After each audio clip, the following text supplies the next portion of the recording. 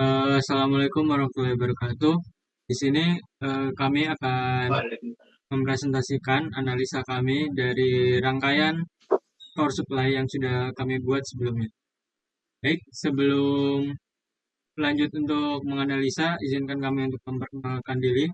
Saya Farhan Daniel dengan NRP 2225600109 dari kelas D4 Telkom D. Saya Muhammad Yani Caksono, NRP 222560091 dari kelas D4 Teknik Telekomunikasi C.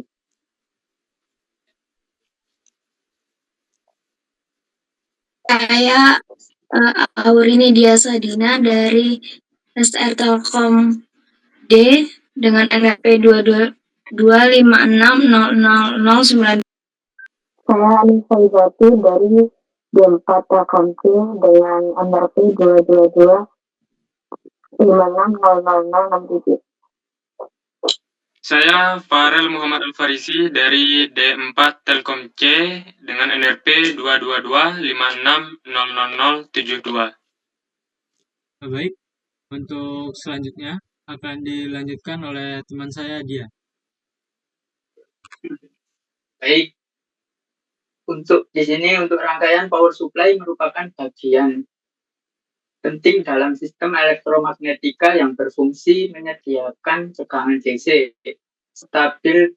Kebutuhan pada percobaan ini dirancang power supply multi output yang mengubah tegangan AC 220 VRMS menjadi 9 volt, 12 volt, dan 15 volt.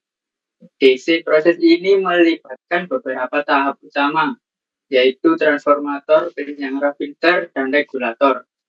Tegangan input sebesar 220 VRMS 50 Hz memiliki bentuk gelombang sinusoidal dengan nilai puncak sekitar 311 volt, sehingga tidak dapat langsung digunakan oleh rangkaian elektromagnetika.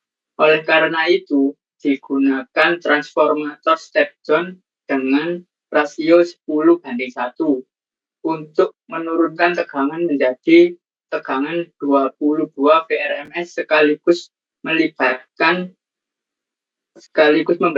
isolasi galvanis demi keamanan. Cukup. Jadi selanjutnya bisa dilanjutkan dengan teman saya Adisa. Selanjutnya, tegangan AC tersebut disearahkan menggunakan bridge rectifier yang terdiri dari 4 dioda. Penyearah gelombang penuh ini memanfaatkan speed kedua siklus gelombang sehingga lebih efisien. Namun terjadi penurunan tegangan sekitar 1,4 volt akibat dua dioda yang aktif setiap siklus, sehingga tegangan output menjadi sekitar 29,7 volt DC dalam bentuk berdenyut. Untuk mengurangi ripple, digunakan kapasitor filter sebesar 1 mF. Kapasitor ini menyimpan energi saat tegangan puncak dan melepaskannya saat tegangan turun, sehingga menghasilkan tegangan yang lebih halus. Nilai kapasitansi yang besar sangat berpengaruh dalam menurunkan ripple agar regulator dapat bekerja optimal. Baik, untuk selanjutnya bisa dilanjutkan dengan Aurit. Kemudian tahap akhir menggunakan regulator seri yaitu LM7809, LM7812, dan LM7815 untuk menghasilkan output 9 volt, 12 volt, dan 15 volt yang stabil. Regulator ini menjaga tegangan tetap konstan meskipun terjadi perubahan input atau beban, serta dilengkapi proteksi seperti thermal shutdown dan current limiting. Namun, regulator linear memiliki efisiensi rendah karena selisih tegangan input dan output dibuang sebagai panas. Misalnya, dari 29 volt ke 9 volt akan menghasilkan disipasi daya yang cukup besar, sehingga penggunaan heatsink sangat diperlukan untuk mencegah overheating. Oke, baik, dan yang terakhir akan dilanjutkan oleh Farel. Sekarang kita memasuki hasil simulasi menunjukkan tegangan output sedikit di atas nominal, yaitu 9,565 volt, 12,54 volt, dan 15,517 volt, dengan toleransi sekitar 3-6%.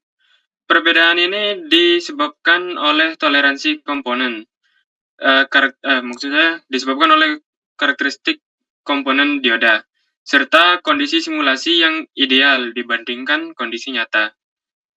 Secara keseluruhan, rangkaian ini mampu menghasilkan tegangan DC yang stabil dengan ripple rendah dan efisien untuk beberapa output sekaligus.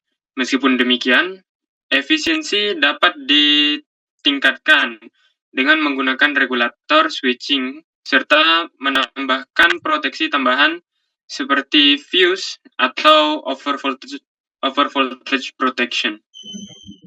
Baik, sekian dari presentasi kami mengenai analisa rangkaian power supply dari yang kami buat.